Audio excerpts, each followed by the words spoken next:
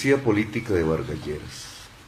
Después de una multa por $80 millones que me impuso arbitrariamente la Contraloría de Bogotá por no subir las tarifas de Transmilenio, las que ustedes les cobran todos los días, y ahora que ha sido admitida la demanda contra esa decisión por el Tribunal Administrativo de Cundinamarca, se propone el Contralor de Bogotá, Juan Carlos Granados, exgobernador de Cambio Radical de Boyacá, imponerme una multa por más de $230 millones.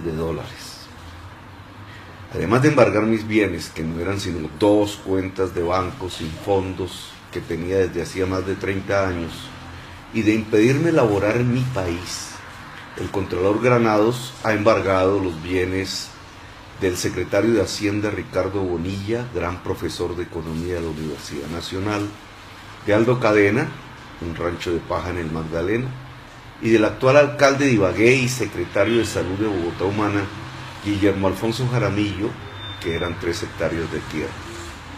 Se trata de una labor sistemática de persecución contra los dirigentes del progresismo, hecha desde un aparato administrativo del Estado usado como fortín de la clase política corrupta de la capital y de Vargas Lleras, mi oponente hacia la presidencia de la República. En su actividad de embargo y de incautación de bienes, como lo hacía el viejo Partido Conservador contra los liberales a principios del siglo XX, la policía política de Vargas Lleras se encuentra sorprendida. Entre más sube en la jerarquía de funcionarios de la Bogotá Humana, menos bienes tienen. ¿Qué sucedería si esos embargos se hicieran contra la familia Uribe, los dirigentes uribistas o los de Cambio Radical, incluida la familia de Vargas Lleras? Para lograr tamaño desatino, el Contralor Granados, con varios procesos en la Fiscalía por corrupción, ha quebrantado la ley varias veces. En primer lugar, cuestiona mis decisiones expresadas a través de mi decreto tarifario o las tomadas conjuntamente en la Junta Directiva de la EBE, Empresa de Energía de Bogotá, cuando son asuntos que no me convierten en sujeto fiscal, bajo la competencia de su investigación, ni están contempladas en la ley que regla el control fiscal en Colombia. Sabedor de ese prevaricato, el Contralor Granados excusa su actuación asimilando para sus procesos administrativos las presunciones de causa grave que se encuentran en la ley de la acción judicial de repetición. Y discúlpenme un poco este acercamiento técnico, jurídico al problema, olvidando que ese proceso, el de la acción judicial de repetición, está reservado exclusivamente para los jueces, goza de todas las garantías de los procesos judiciales y no puede ser asimilado por autoridades administrativas que no tienen ese poder de sanción. Las presunciones de culpa grave del proceso judicial de repetición son, según la ley, a. haber sido condenado penal o disciplinariamente por los hechos. Yo jamás he sido condenado ni penal ni disciplinariamente por los hechos que me investiga el Contralor. Y b. infringir flagrantemente la ley. Resulta que todos mis decretos hoy son completamente legales. Ninguna se produce de esas causas en mi conducta. Pero es así como logra multas tan altas, impagables para la vida de una persona común y corriente como usted o como yo, que no han sido impuestas a ningún colombiano, ni siquiera a aquellos condenados penalmente, ellos sí, por corrupción, como el caso de los empresarios de obras del cartel de la contratación o el alcalde Samuel Moreno. Las multas que me ha impuesto Granados son más altas que lo que pagaron a Colombia como indemnización por robarse Panamá, o las que pagó el gobierno alemán como indemnización por la Primera Guerra Mundial. Tamaño exabrupto se hace bajo el silencio de la prensa, cuyos directores en el fondo se complacen con las medidas. Ojalá saquen a Petro de la política y de la libre expresión en Colombia, dirán ellos. Bajo la inacción del presidente de la República y bajo la mirada del Contralor General de la Nación, que luego de estos exabruptos se extraña porque demandan el poder de su órgano administrativo para eliminar derechos políticos de los ciudadanos colombianos. Todos los tratados de derechos humanos internacionales, los que ha firmado Colombia, dicen que ninguna autoridad administrativa, léase del gobierno, léase de la política, puede quitarle los derechos políticos, que son derechos fundamentales en Colombia y son derechos humanos en el mundo, tal como lo hizo Alejandro Ordóñez en su momento. Mi decisión de construir una tarifa diferencial, que no es un subsidio, y de establecer el subsidio Sisbén, ese sí subsidio, permitió que 500.000 de personas de los estratos con menos capacidad de pago de Bogotá se subieran diariamente a un bus, cuando antes por razones económicas hacían largas jornadas a pie. Logró disminuir los tiempos promedios de movilidad de Bogotá y desacelerar el uso del carro y la moto, logrando una base de mayor sustentabilidad en la movilidad, objetivos todos que se proponen las ciudades modernas del mundo en el siglo XXI. Medidas que debían ser acompañadas de la construcción del metro y los tranvías, que el mismo Contralor Granados ha dejado suspender. El decreto de tarifas es hoy plenamente legal y se expidió bajo mis competencias constitucionales y legales como autoridad de transporte de la ciudad. No solo el decreto de tarifas es legal, sino el del POT, el del aseo. Tenemos la paradoja imposible en un país democrático en donde se me multa y se me intenta quitar mis derechos políticos por medidas que expedí y que los jueces han declarado legales, o donde no han encontrado razones hasta el momento para declarar una ilegalidad de mis actuaciones. El proceso por el cual se compraron al grupo privado extranjero Citi sus acciones en TGI fue acompañado de la mejor asesoría técnica. La empresa que valoró las acciones, Sumatoria, es de la mayor experiencia y prestigio en Colombia en valoración de empresas. Sus dueños no tienen la más mínima afinidad ideológica o política conmigo, y yo me ceñía a su consejo técnico que mostraba que dicha operación sería la más rentable para la empresa de energía de Bogotá y por tanto para los intereses de Bogotá en por lo menos la última década. Y oigan, así fue. La rentabilidad esperada del 28% en el primer año, 2014, fue del 35%.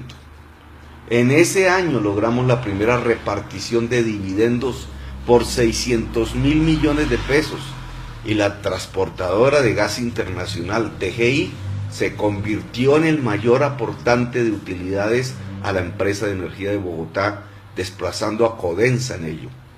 Convertí a TGI en la joya de la corona de la empresa de energía de Bogotá.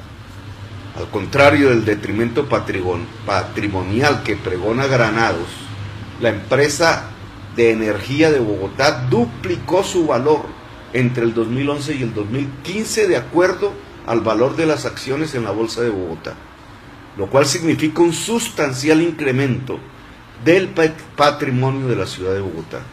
Sin embargo, por estos logros se me multará con 230 millones de dólares. Ni más ni menos demostré, uno, que se pueden comprar y volver más públicas las empresas, y dos, que las empresas públicas bien gerenciadas pueden ser más rentables que las privadas, como lo demostramos en el caso de la EB y de la ETB, si se compara con las acciones de las empresas privadas más grandes de Colombia en el mismo periodo, 2011-2015. Las acciones de ETB y de EB se comportaron mejor que las 20 empresas privadas más grandes de Colombia. Granados, con funcionarios sin los conocimientos técnicos y la experiencia de Sumatoria, dice que esa empresa se equivocó en su método de valoración y que por tanto yo soy culpable por haber seguido su estudio. Como en las decisiones de la empresa de energía de Bogotá en su junta participaron personas cercanas a Santos, a Luis Carlos Sarmiento y a Vargas Lleras, Granados comenzó por exonerarlas, y algo sin precedentes. La oferta con el precio exacto de la acción propuesta por la empresa de energía de Bogotá al grupo privado City se hizo cuando yo no era alcalde y el alcalde era Pardo. Sin embargo, a Pardo lo exoneró y a mí me acusó. Granados fue un gobernador de Boyacá con serios cuestionamientos de corrupción que el fiscal Néstor Humberto Martínez no investiga, dado que Granados es militante de Cambio Radical. Granados oficia como la policía política de Vargas Lleras y trata de debilitar la fuerza del progresismo y mi candidatura presidencial no por métodos democráticos, el de la confrontación de tesis y programas, sino con el método tradicional de la oligarquía, la eliminación del rival. Completo año y medio de casi absoluto bloqueo económico, sin ingresos excepto algunas conferencias. Mi familia ha podido apenas resistir, mis hijos estudiar. No tengo ni cuentas ni tarjetas, ni opción de empleo alguno. De no ser por los apoyos de simpatizantes en el país que me han permitido que me pueda mantener en Colombia, mi familia tendría vulnerada las condiciones mínimas de su existencia física. Gracias al apoyo de personas humildes y trabajadoras en todo el país, puedo mantener erguida la bandera progresista. Pero Vargas Lleras está preocupado por las encuestas. No entiende del porqué de su fortaleza y agudiza su represión a través de su policía política enquistada en órganos del Estado contra la dirigencia progresista y contra mí. Creo que es el momento de movilizarnos, de convocar las fuerzas que defienden la democracia en América y en el mundo, de solicitar a la justicia su acción. Si nosotros dejamos violar nuestros propios derechos políticos fundamentales, no tendremos autoridad alguna para defender los derechos de la sociedad colombiana. Vargas Lleras está demostrando la clase de gobernante que sería si es elegido. Las posibilidades de la paz y la democracia serían mínimas. Entre más nos persigue es porque más razón y fuerza tenemos. Saben que fuerzas importantes del pueblo nos acompañan y que éstas crecen. Les da enorme temor perder los privilegios que han utilizado para el enriquecimiento ilegal de una clase política que ya no es capaz de gobernar a Colombia. Las acciones de la Contraloría no nos inhabilitan ni para inscribirnos ni para ejercer el cargo de presidente de la República. Si lo hacen, tendrían que cambiar la Constitución y la ley. Las inhabilidades para ser presidente son taxativas y están descritas en la Constitución Nacional, en ningún otro texto. La deuda fiscal no aparece en ellas, pero con esas acciones arbitrarias buscan construir en el imaginario ciudadano el que gobernamos mal o fuimos descuidados con los recursos del pueblo. Buscan ocultar que son ellos los que han dejado morir centenares de niños de hambre en La Guajira, que han entregado territorios completos a las mafias de la corrupción y del narcotráfico, que dilapidaron miles de millones de dólares de las regalías petroleras y de la renta petrolera en negocios como los de Reficar, las concesiones 4G con sus contratistas de siempre, Odebrecht, Sarmiento, Solarte, que usufructúan el negocio de los recaudos de transporte, del saneamiento básico, con protección de otro de sus integrantes de su policía política, el señor Robledo de la Superintendencia de Industria y Comercio, que entregaron con procedimientos corruptos y contra el interés general de la nación y los colombianos, Isagen y Café Salud, el agua y la salud. La policía política de esa corrupción es la que nos persigue. Tenemos la conciencia tranquila, pero la gravedad de su acción nos demuestra que no tenemos más opción que ganar. Gracias por haberme escuchado, espero puedan reproducir este mensaje.